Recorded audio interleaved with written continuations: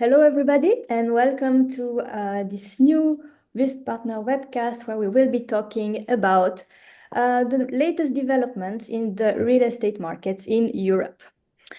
So I'm Corinne Dubois. I work as expert economist in the Wüest Partner offices in Geneva, and I am delighted to be moderating the discussion in the webcast today. So today we will be talking about recent events, economic policies, and how they have affected the real estate markets.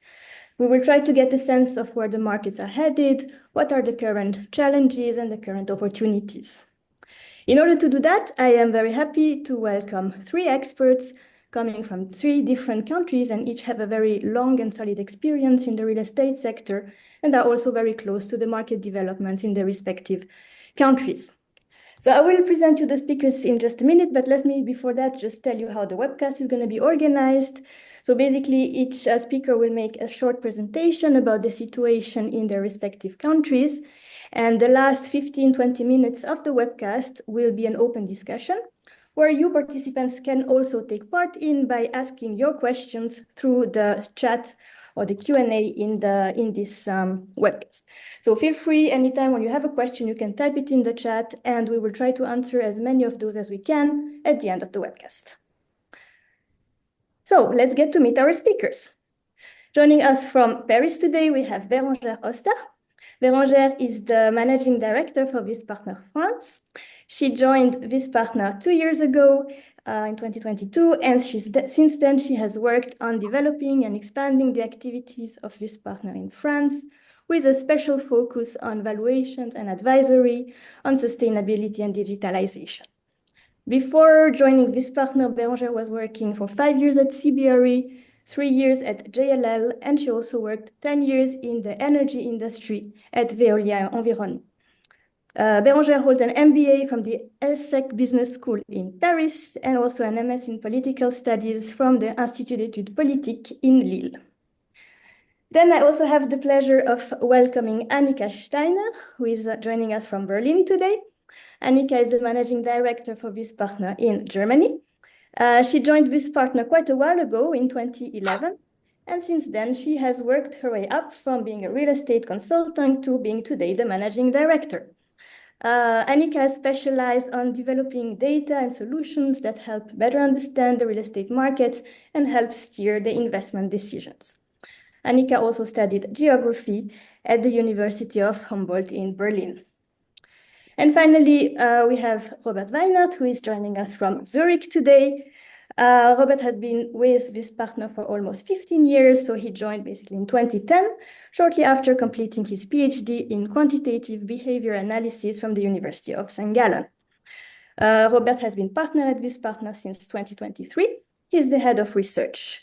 So he has basically designed and led countless research projects spanning the Swiss real estate markets, but also international markets, economic factors, and so on. He now also sees a lot of potential and interest in the development of newest technologies such as generative AI. So we will get to hear from our speakers very, very soon. But before that, let me start with a quick introduction and context about the European real estate markets. And we'll start with the economic context. So as you might know, the economic environment in Europe has not been particularly strong recently. The real GDP growth in Europe has lagged behind the one of the United States, where the rebound was much faster, much stronger. The high interest rate environment has, of course, put under pressure consumption and investment. And on top of that, the increase in the geopolitical risks has, of course, created an environment of uncertainty, which hampered the confidence of consumers and businesses alike. In particular, Germany was under severe strain, notably due to the increasing distress in the industrial sector. France and Switzerland have resisted a little bit better. In those two countries, also the inflation never went up as much as it did in Germany, so a little bit more stable. But nevertheless, forecasted real GDP growth for this year is rather sluggish, a bit below 1% for France, a bit above 1% for Switzerland. There were also more positive aspects, so the job growth was quite strong in all three countries, many new jobs created. And in the case of Switzerland, this also gave rise to a very dynamic population growth, which is expected also to continue next year. So where does this leave us for 2025? 2025 could be a better year in terms of the economic environment, but of course, this will also depend on the evolution of the current risk, in particular with regard to the geopolitical context. So the rather positive signals would be that, well, inflation is forecasted to be back on target in Europe as well as in the United States, so around 2%, which could allow the central banks to reduce the interest rates. Actually, inflation has been already on target for almost 1 year in Switzerland, which explains why the SNB was able already to cut their rates twice in the first half of 2024. Nevertheless, it is still expected that there will be more rate cuts even in Switzerland, so they could bring the policy rate from 1.25 today to 0.75 until the end of the year or maybe early next year. Same idea for the Eurozone and the European Central Bank. The latest developments of inflation and the bond yields rather point to a continued decrease of the policy rates in Europe. So that would, of course, be a positive signal and give a positive impulse both to the economy and to the real estate markets. Coming to the real estate markets, what have we seen recently? If we look back on the evolution for the last couple of years, well, there was this high inflation, high interest rate environment, which of course has taken a strong toll on the real estate markets. So it was a phase of turbulence, transaction volumes went way down, price corrections and increase in the yields. In the case of the offices, which is what you can see here on this graph, this phenomenon was further exacerbated by the structural changes in the way that we work. Think about home office, desk sharing, and so the prime yields went up quite significantly. So on average, for those 20 cities that we have analyzed here, the prime yields went up by 130 basis points since the middle of 2022 when the interest rates started going up. Some cities even saw a stronger increase in the prime yields. That's the case in Germany, for example, for Berlin and Munich, where the increase was even stronger. Could be related to the weaker economic context in Germany, which I was mentioning before. More on this with Annika later for the German-specific context. On the other side of the spectrum, we have Switzerland and Geneva in particular, where the yields were already quite low to start with and even didn't go up as much as they did in the other countries. Could be related to a particularly buoyant job market growth and to an overall less volatile market. Robert can tell us more about the specific features of the Swiss market in his presentation at the end. So that was what we saw recently. Where does this leave us now for the future? As the market already bottomed out, is it likely that we will now have a rebound? Will it be fast? Will it be rather a stabilization? Let's look a bit what the numbers suggest. Starting with the evolution of the rents. So one feature which has been quite prominent in most cities is that the rents have been increasing. This is true for the residential segment, but it's even true for the office market, at least on the prime location. So you see prime rents have been increasing. It could seem a little bit surprising given the stress that we know the sector was under, but it's actually explained by the fact, first of all, that rents tend to increase in periods of high inflation, and by the fact that prime locations remain very much in demand, whereas the supply necessarily is very limited, which of course is going to fuel the rents. If we now look at the investment performance on real estate assets, so what we can see is that, of course, after this interest rate hike of 2022, this has a very negative effect on the total return on real estate investment. So we had 6 consecutive quarters of negative total returns. On the one hand side, the income return related to the rents was stable, even increasing, because as I was telling you, rents tended to increase over this period. But at the same time, the capital return was extremely negative, related to the increase in the yield, which had as an effect that the values went down. Nevertheless, we might see some light at the end of the tunnel now, because for the first time in the first quarter of 2024, this total return was slightly positive at European level. So the capital return was still negative, but not as much as in the previous quarter, so leading toward maybe a more stable evolution, whereas the income return keeps on increasing and was able to overcompensate that. So can we say that the market has bottomed out yet? Where do we stand?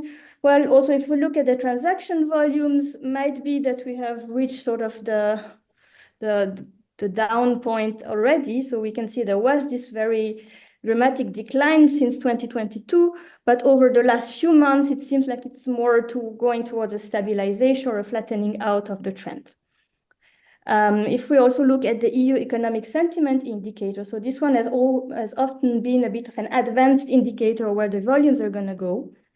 And here also we see that the trend is more towards a stabilization, flattening out, or lateral movement rather than a rebound or a continued fall. So this would all seem to indicate that it could be that we have reached the bottom and that we are going more towards a stabilization or a slow rebound, but that a very fast rebound or strong rebound is at the moment rather still unlikely. Nevertheless, these are interesting times. So we had this period of turbulence with price corrections and so on, and we might be now in the beginning of something new, of a new phase. And new beginnings could mean new opportunities. And in order to talk about that, I would like to start with the specific case of France and hand over to Bérangère. So what have been the developments in France, and do you see potential? Thank you, Corinne, for giving us this outlook on macroeconomics. So in this section, I'm going to speak about the French real estate markets with two parts. First section will be on residential and second one will be on commercial, where we're going to have an overview of the main asset classes performance as of Q2 2024. So first, the residential market. So as a preliminary comment, we can say that the outlook for construction and new housing looks quite gloomy. Indeed, new housing constructions has been declining sharply since 2022. And as an example, cumulatively over 12 months, around 360,000 housing units have been authorized for construction up to the end of March 2024, which is some 20% less than over the same period the previous year. The reasons for this decline are well known. You have rising interest rates, financing costs, construction costs, but also a restrictive regulatory context with a tightening of environmental standards as EPC. Added to this, you have a collapse in the demand for new housing, again linked to the rising interest rates and the limited capacity of households to borrow for home ownership. Also, there was a slight rebound in demand in the first quarter of 2024. We can see that it is still fragile and will depend heavily on future interest rates trends. Prices, they are stabilizing at high levels. In the case of new housing, there is no real downturn, unlike in the case of older housing, since prices will depend more heavily on construction costs, price of land, and so on. Now let's move to a transaction volume for existing houses. In the next slide, thank you. So the market for older homes has also slowed down considerably. And as you can see, the number of transactions has been in free fall since mid-2022. In February 2024, it's more than 20% drop in the number of transactions compared with the same period the previous year. And there's no sign of recovery yet. We will probably have to wait for interest rates to fall more significantly to see the positive effects. If we move to the transaction prices, the demand is at half-mast. And in a recent study, it was shown that at credit conditions prevailing at the beginning of 2024, it's only 30% of households in France that have sufficient income to be able to afford home ownership. Not surprisingly, the prices are falling. This has been indeed the case since the beginning of 2023 for both apartments and houses, prices falling around like 5% year on year. The big cities are no exceptions. Prices in Paris are down by 5%, and it's even more for Lyon and Nantes with 7%. Only Nice is holding out with prices that are driven up by the secondary home market, where the demand is less sensitive to changes in interest rates. Now we can have a look at the yearly growth rate of the rent index. For existing housing, so you can see the situation is quite different in the rental segment because here the demand is strong. High interest rates and property prices have forced many households to give up or postpone their plans to buy their own home. So this in turn has increased the demand on the rental market. We are particularly seeing a strong pressure on smaller properties in major cities because they are looked for by both students and young professionals. And we know that this is very difficult for these categories of the population to find housing that meets their needs and budget. The consequences is that the rents are rising.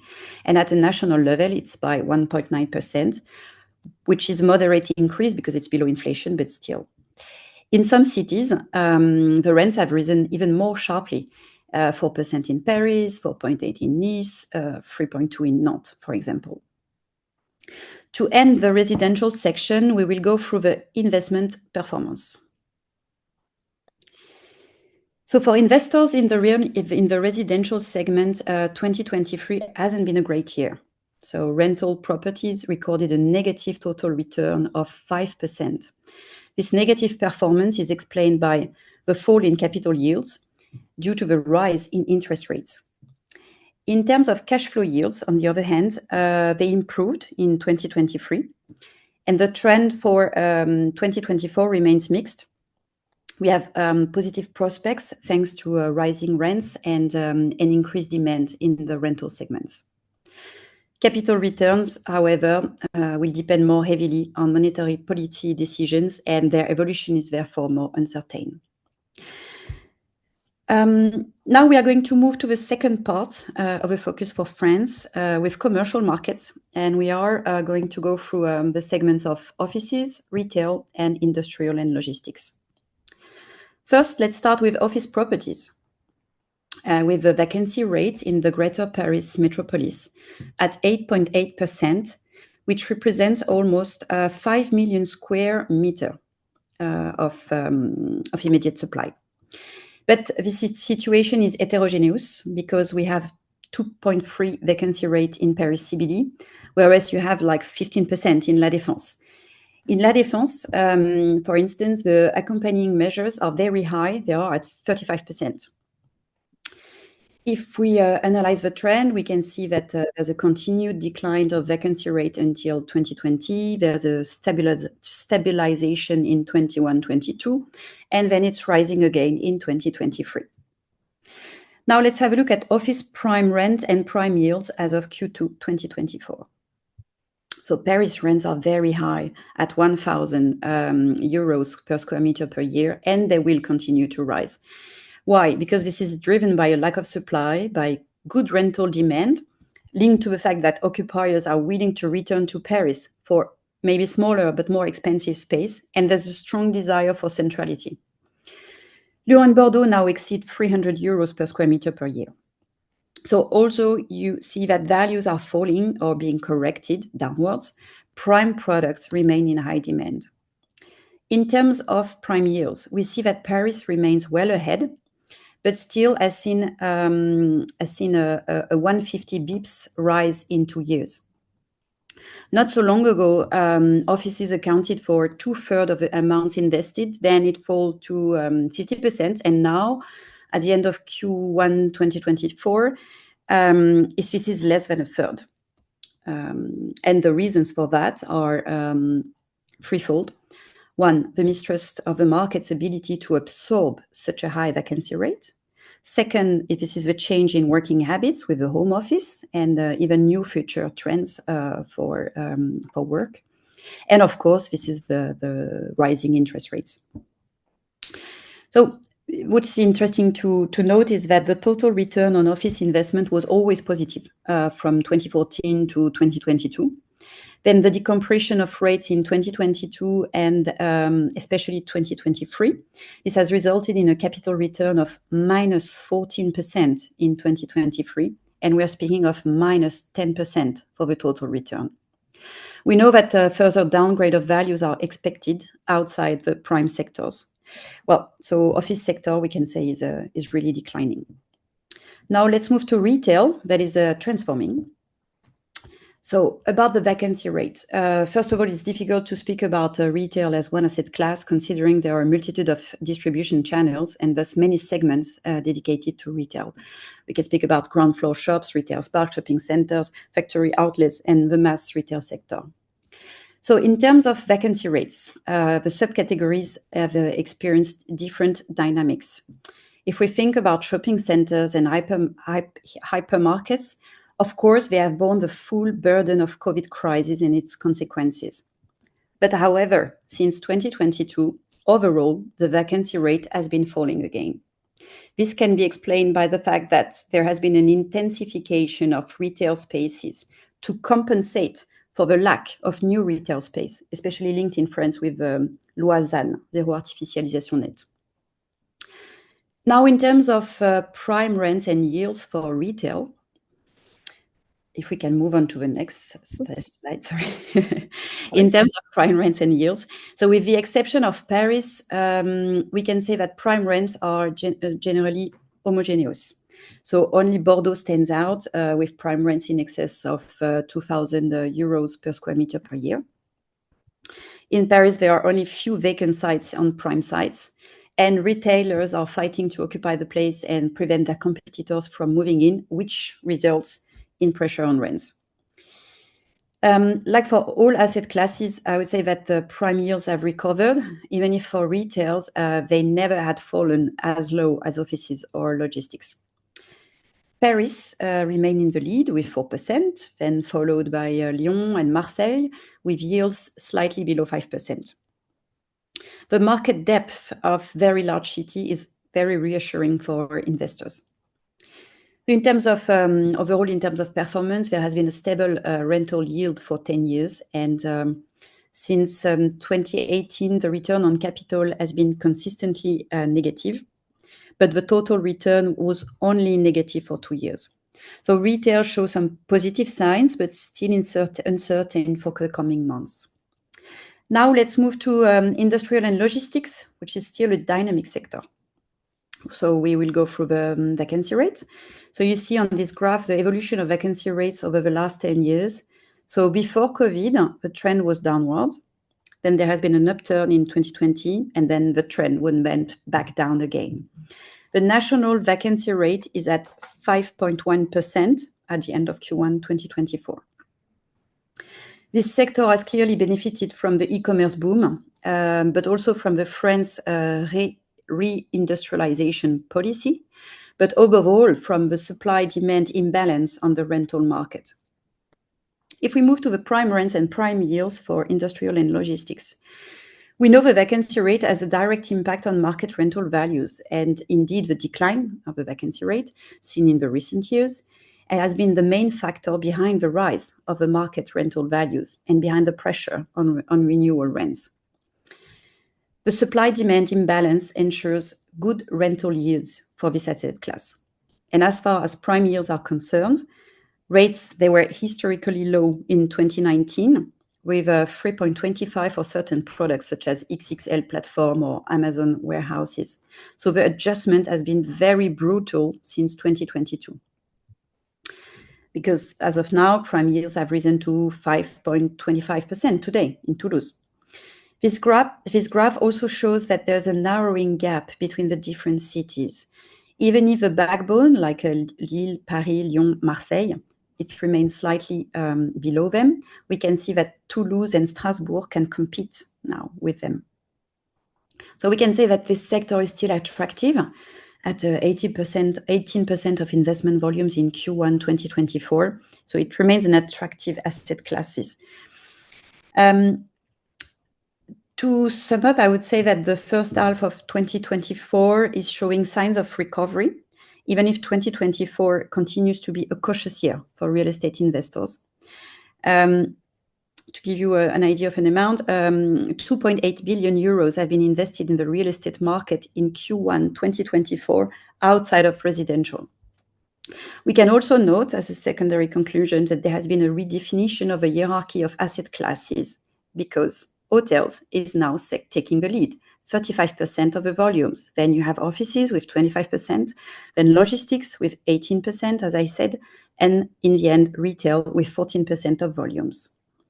So this is what I wanted to highlight for the French real estate markets. Now I hand it to Annika to present what has happened in the German real estate market. Thank you.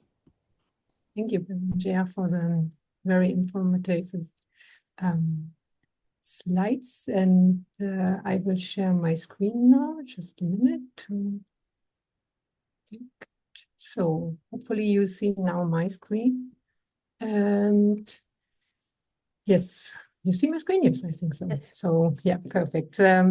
Yes, in preparation for this webcast, we had to decide what to focus on the topic because we just have a short amount of time to bring some facts to the market. And I was wondering, because Germany is a huge country like France and multi-central, and so I decided I go with the German housing market in focus here. Because it's a lot of pressure still in the market, and it's at the moment the most attractive asset class for the investors. So I will set here the focus, and probably we will answer some questions with the other asset classes in the discussion round later. So let's dive into it. I move the slides here. First slide, just to bring us all on the same page for the German real estate market.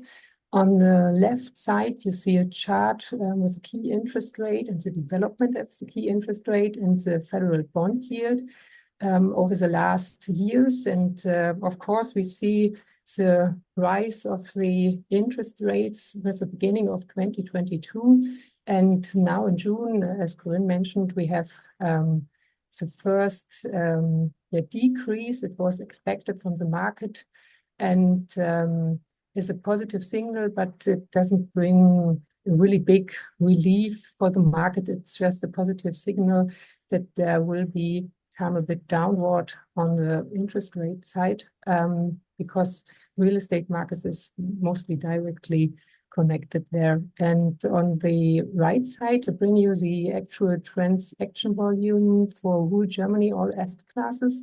From our colleagues of GLL, I have take this source for it's a good overview for all of us. And as you can here see clearly, we have really low numbers in the transaction in 2023, and with the beginning of 2024, it was also really low, but now we see a slightly upward in the numbers in the transaction volume, and there are some positive signals in the market that, like Corinne and Bérangère already said, it's the bottom line, it seems to be reached, and we have now some positive signals, and we'll move on here. And as I mentioned before, at the moment, the most attractive asset class, or the biggest part of the transaction volume, is covered with residential transactions. Thus, we have no huge portfolio deals at the moment, which were recognized, just single deals, but it's still the residential building. And when we also have a look here, I bring you on the left side the residential building costs comparison year over year.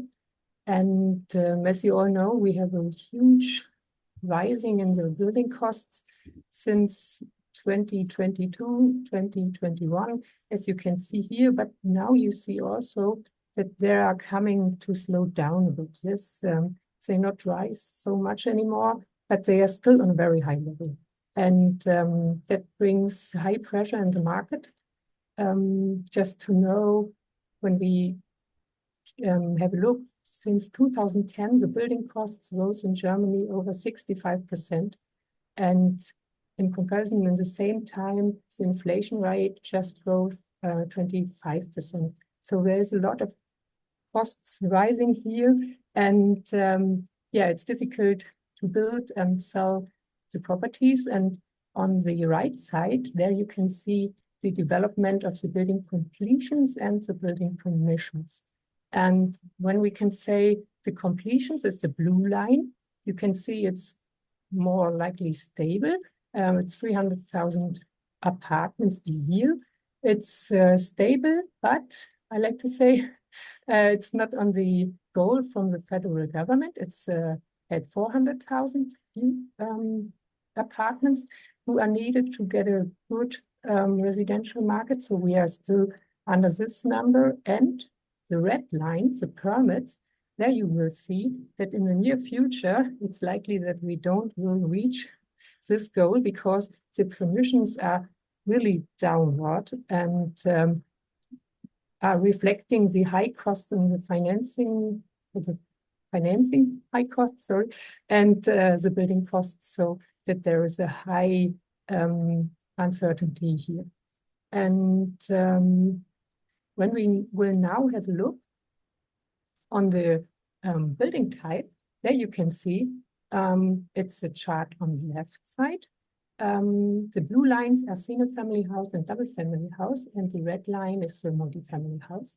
There you can see that we have a huge decrease in the single and double family houses. So the private people are insecure in if they should build or buy a house for themselves at the moment because of the high costs in the financing market and the building costs. And on the left side, the chart is not that nice, but I choose it anyway because I think it's a really interesting information here for you. The red line is the residential construction loans by private individuals. And here you see also that there is a decrease in the number over the years from 2022. And because they don't want to buy houses anymore or finance housing anymore.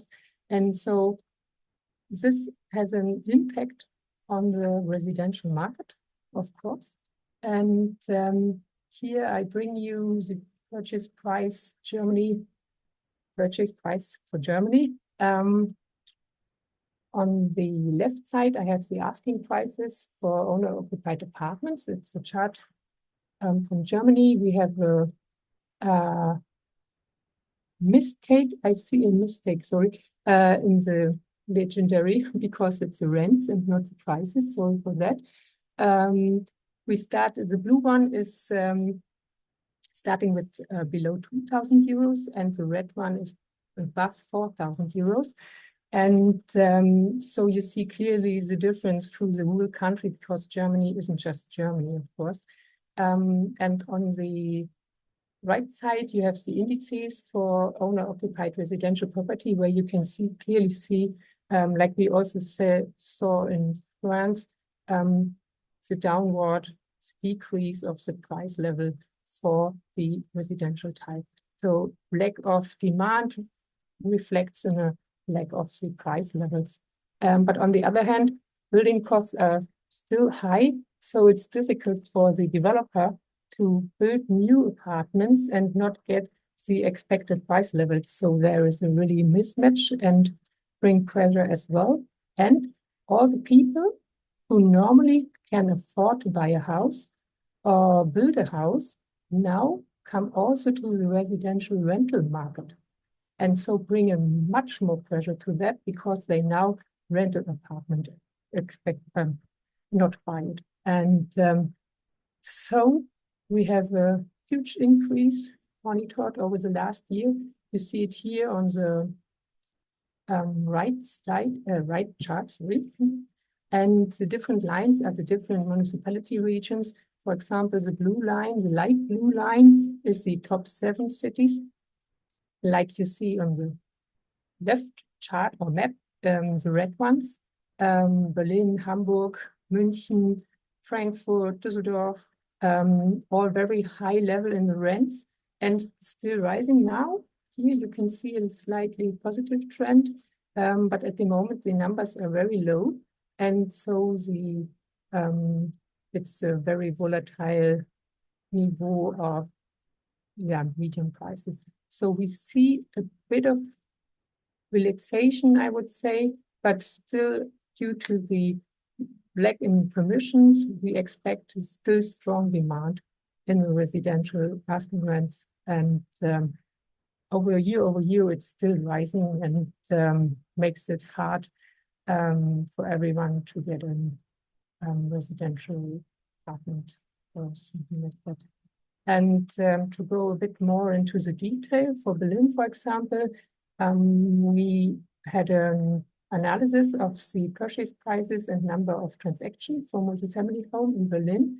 And as you can see here as well, the number in transaction gain on a low level, still are on a low level, and the median price slightly decreases over time.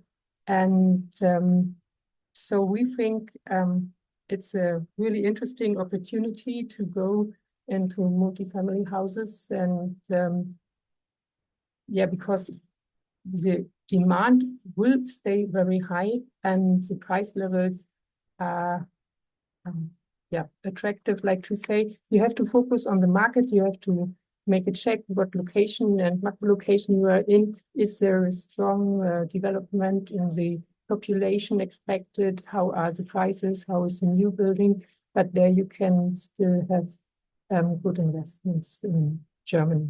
And I think my time is running out, so sorry, Robert, you have to hurry up again as the last one here in our round. I stop with my presentation and will answer your questions at the end. Thank you very much, Annika. Thank you very much, Béranger and Corinne. I'm happy to share the newest results for Switzerland, a market which shows some similarities with France and Germany on the one hand sides, but also on the sides there are differences. And where are we now right now in the Swiss real estate market? So that's the main topic of the next few minutes. As Annika, I focus on the residential market, since this is the most important market for Swiss investors. More than 50% of all transaction volumes goes into this segment, which is definitely something different to the other European countries. Where are we right now? On the left-hand side, you see the policy rates right now at the moment. In Switzerland, we are on a much lower level than in the Eurozone and in the US. Also, we already had a couple of decreases. As Corinne said in the beginning, we are at a level at 1.25% right now, but the market already expects a further decrease of around 50 basis points, which can occur in the next month or in the beginning of 2025. This has already impacts on the mortgage rates, also on the yields for bonds. They dropped significantly in the last 7 weeks. On the right-hand side on this figure, you see in the black line the interest rate index for residential, or the interest rate index for residential real estate, and there was a decrease of 40 basis points just within the six last week. So financing costs are going down in Switzerland. On the other hand, also the yields for alternatives to the real estate market also went down by even more than 40% when we look at the bonds for 10 years. What impact has this now on the real estate market? Here you see the net initial yields for direct investment, but let me just tell you other impacts we see before that. We saw impacts on the indirect investments, so the stock listed companies, when their performance went up more than 7% since early July. Also, the stock listed funds have a positive performance in the last couple of years, more than 2%. So we see here direct impacts coming from the interest rates area. on the one hand side. On the other side, we also believe to see an increase in activities in the direct investment market. It's not like that we see a rebound of the decrease in activities of the last few years, but it's much more that it stabilizes.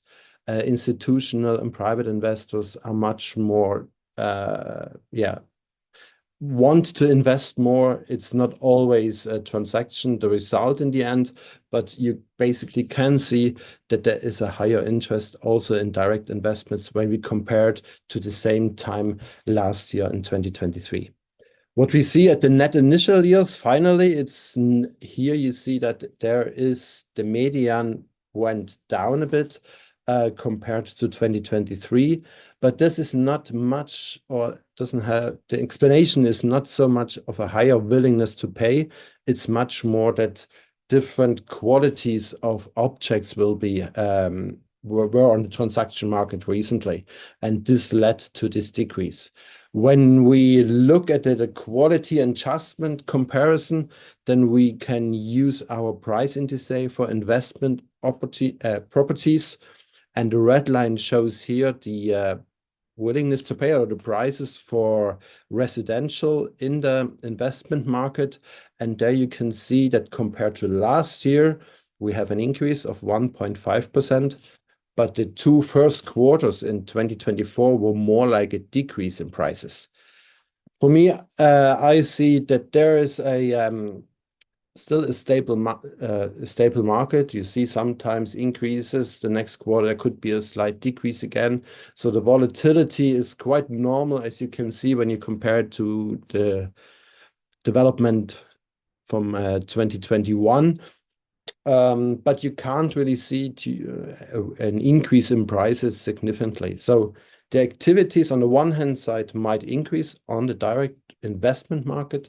On the other side, there is not so much of a higher willingness to pay to see at the moment. Obviously, there is a time lag which we can see between the actions on the real estate market and the actions of the SMB, for example. So we have to take this into account. But also there are a lot of pension funds still have high real estate quota in their portfolio. So also this leads to a maybe higher activities, but not like we see another boom as we would have seen between 2015 and 2021. But a very stable market with an increase of numbers in terms of activities. And the commercial properties, they're also very stable at the moment. So the prices, they tend to go around 120 basis points.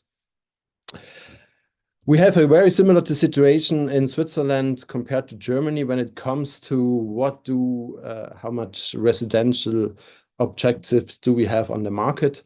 There's a decrease which we can see in the numbers of objects which are advertised on the platforms here in Switzerland. You see it's very significant between 2021 and 2024. The Federal Office of Statistics will publish the official vacancy rates I believe it's mid of September, and there we don't expect a much decrease in the vacancy rate because they're all already on a very low level. So it's not really important to see the same decrease in vacancies as we have seen it in the last 2 years.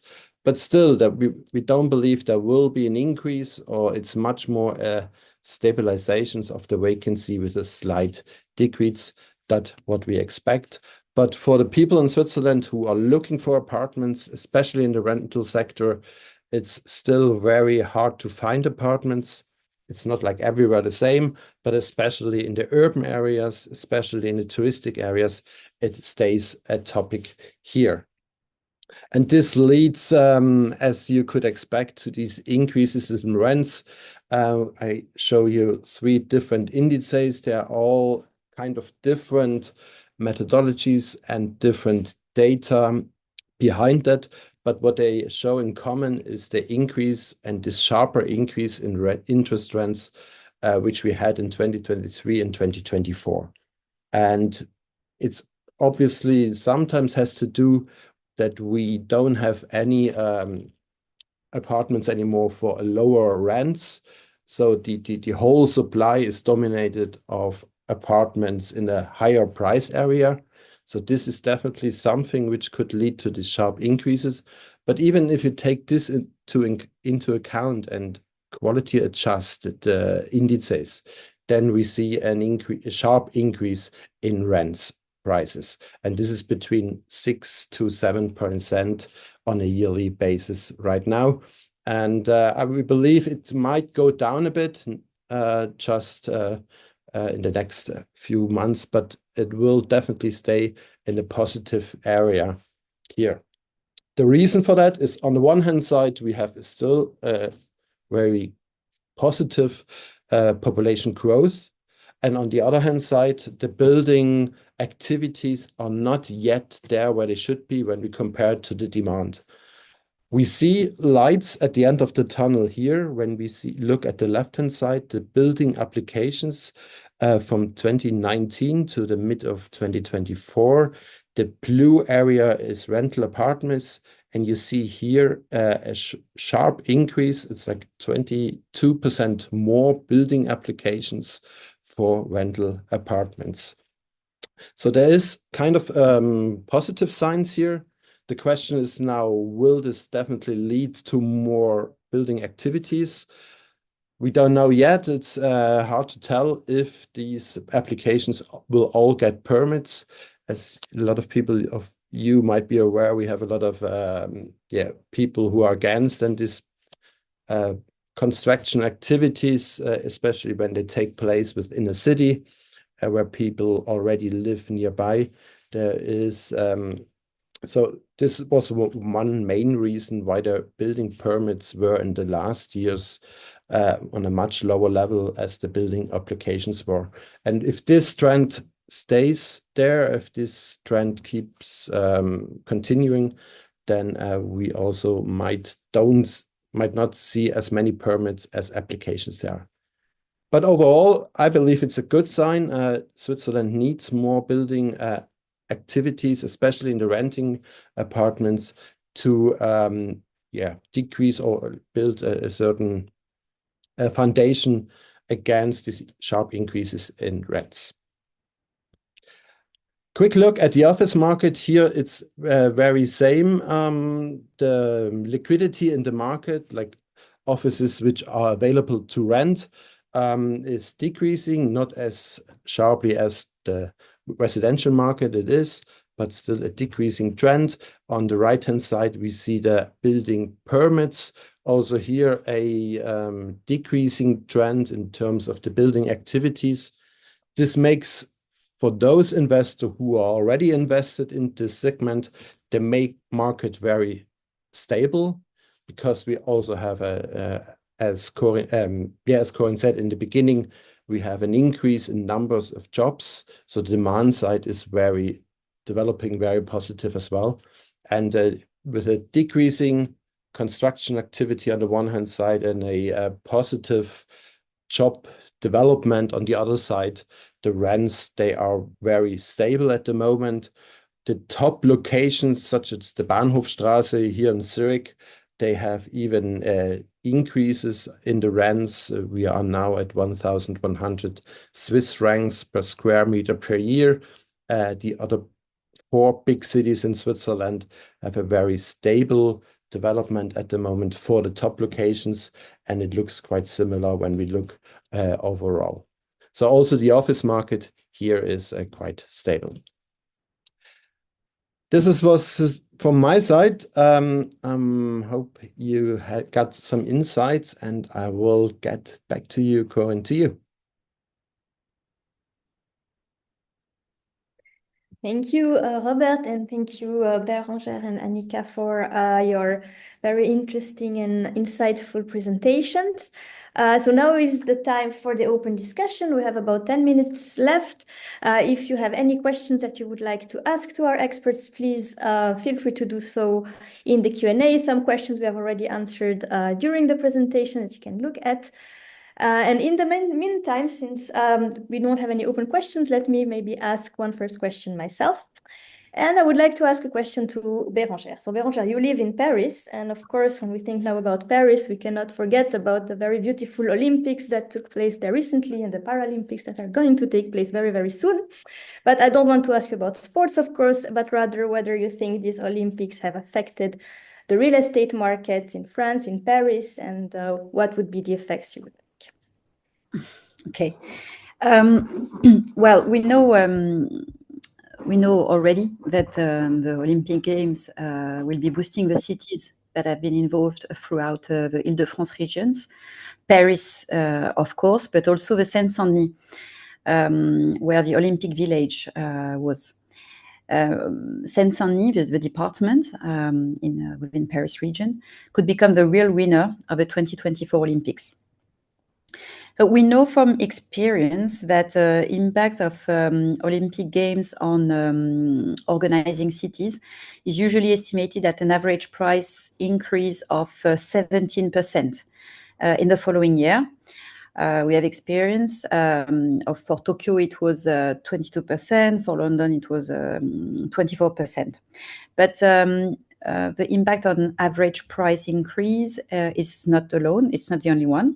There are also impacts that we can expect on major construction projects, especially in the transport sector. For example, the Grand Paris project, with a budget of over 40 billion euros, is very much accelerating under the impact of Olympic Games.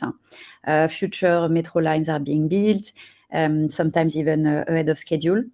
And we know that the proximity of a future metro line will be a key factor in the valuation of properties.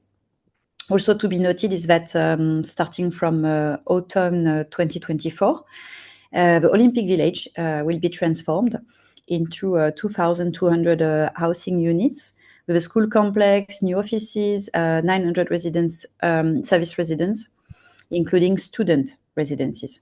So this will definitely boost the city's ecosystem with new shops, new transport services, and new public services. Thank you very much, Bérangère. So in the meantime, we received several questions here in the Q&A. The first one is a question about how flexible the authorities are in authorizing commercial space conversion into residential space to accommodate the increasing demand for residential. Now, I'm not sure to which country this is directed to, but maybe, I don't know, Robert, do you want to say something to that? I mean, I believe the issue of not having enough apartments is not just specific to certain countries in Europe. It's a quite European issue these days. So this question could be related to all countries. Well, but talking about Switzerland, I think the federal government was in the beginning of the year also did discussions about this issue of shortages and supply in the residential market. And one of their main solutions for the future is that the conversion of commercial space or any other space in residential could be one factor to fight against the shortage in supply, basically. So this, I believe, the authorities might be more not as strict anymore as they were in the past, but nevertheless, it won't be that easy to convert commercial to residential on a significant level.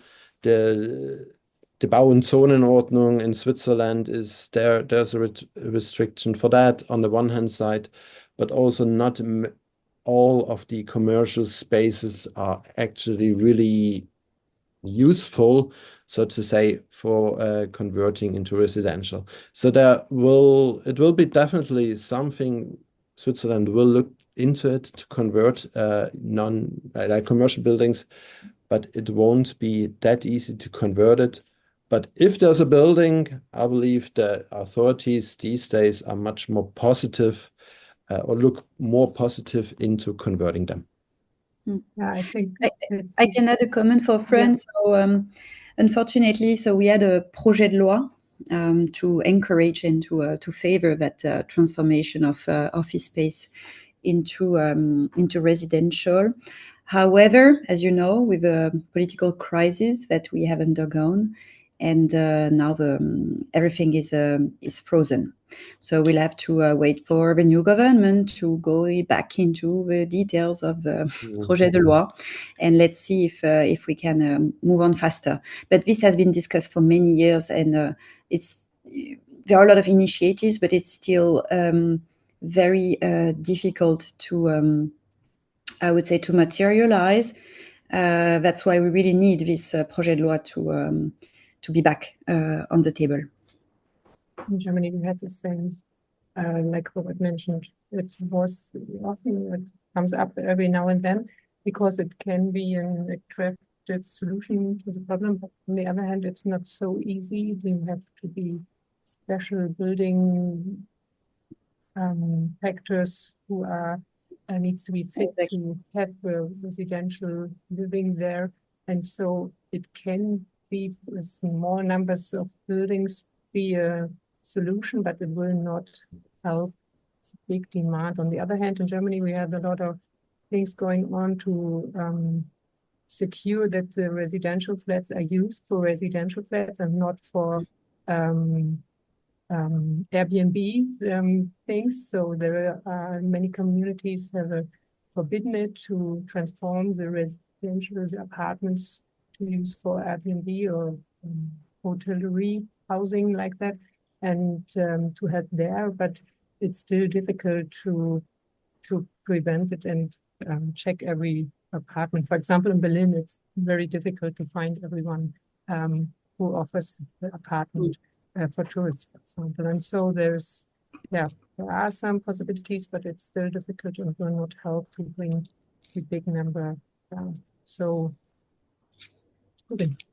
yeah, thank you very much. Another question. Had something to say, which shows how international that topic was.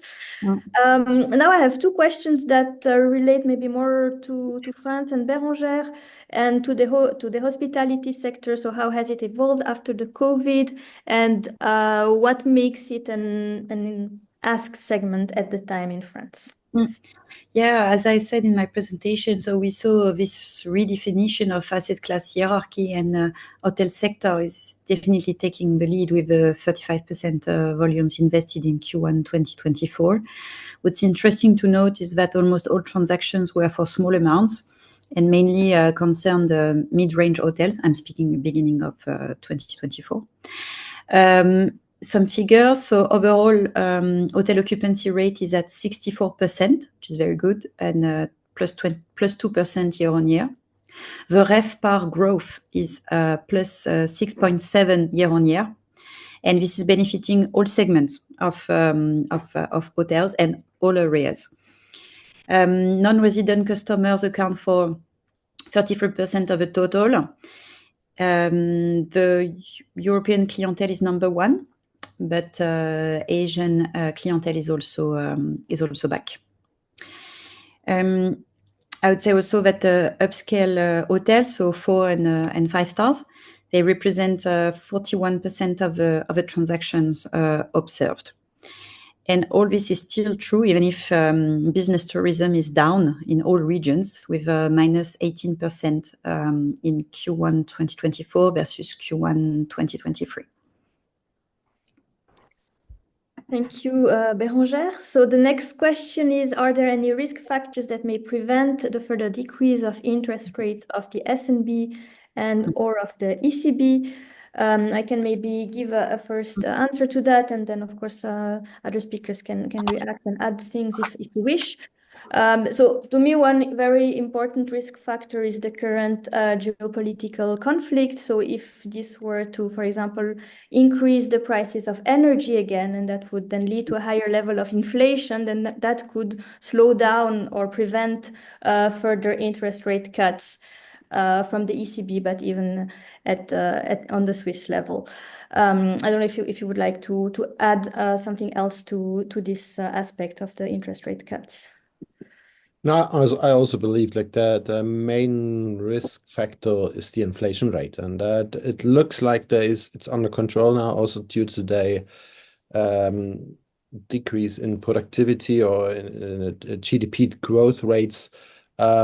So it might be, or it looks like that the inflation rate is quite there, or tends to go there where the ECB and the Fed wants them to be. But as you said, this is not 100% sure that it will stay there, and there are some certain risks who could factor the inflation rate here. Mm-hmm. And the last question on the chat, which is perfect because we are also almost out of time. So this is more related to the debt financing and basically the implementation of new banking regulation, Basel III, which would come into the effect, and how that would impact the real estate sector. So there again, it's more of a European level question. So any one of you, welcome to try and answer that. I mean, it's a very good question. It's also a thing where we look at it right now at the moment. What will be the impacts? And it's not yet quite sure to tell. One thing which is maybe a bit more certain is that not all kinds of investors or all private investors have the same impacts. So investors with a lower part of debt financing is they won't be affected as much, but like investors with a higher quota of debt will be probably affected more. But we're not there yet how to have results, how the banks have reacted and will react on that. But yeah, we will stay on that. It's a quite interesting questions, and we believe they might have some impacts on the financing market. Thank you very much, Robert. So I see we have no further questions. So I would like to, first of all, thank all of the participants for your being here and for participating in the discussions through your questions that made it much more lively and I think fun for everyone. Of course, thank you very much to the three speakers for the great presentations and answers to the questions. As usual, you will receive the slides and the replay of the video within the next few days. For all of you who already registered to the webcast, you will receive it automatically. And thank you very much for being here, and stay tuned for our next webcast.